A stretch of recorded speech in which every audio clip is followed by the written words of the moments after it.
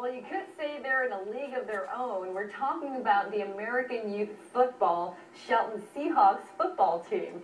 What makes AYF so unique is that the league's kids play on are based on their age, grade level, and not size or weight. Okay, let's clarify that. We've got two wonderful guests right now. I'm sorry, your name is? I'm Bob Trez. And you are? Julie Blakeman. All right, let's clarify this. So we are not going to exclude anybody, but we're including everybody based on what?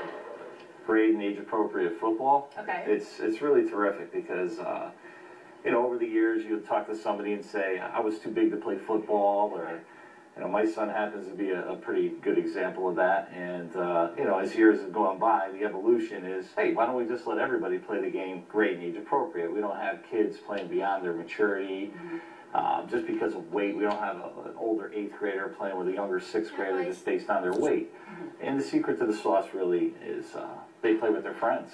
And who's this playing? Do we know who this is? That looks like Robinson. That looks like our vice president's son out there running. Okay, number 27.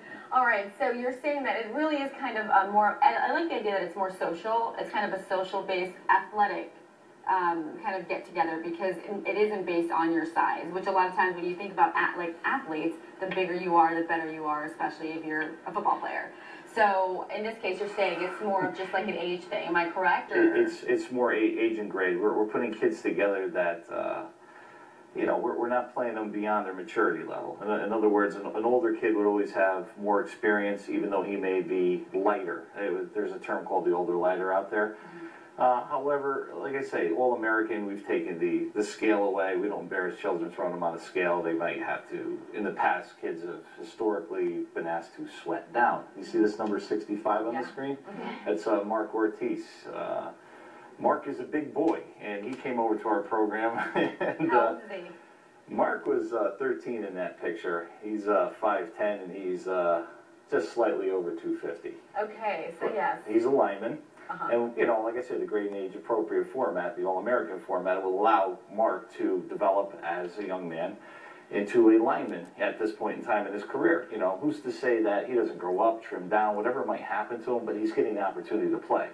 Whereas before, under a weight-based program, he never hits the field. Right, interesting. So, so how did you get involved with this? Oh my goodness, I knew that question. Don't worry, we'll consolidate it. Real simple. My son wasn't afforded an opportunity to play football. He was a big guy. And eventually I looked into our friends at Monroe, the Lions next door to us. They played American Youth Football. They were doing the All-American format, grade base, and they said, hey, you know, we'd love to have your son come over here and play. And I said, well, why is it in Shelton? And, you know, at that point in time, I was like, all right, I'll take a look into it. And it's been a huge undertaking.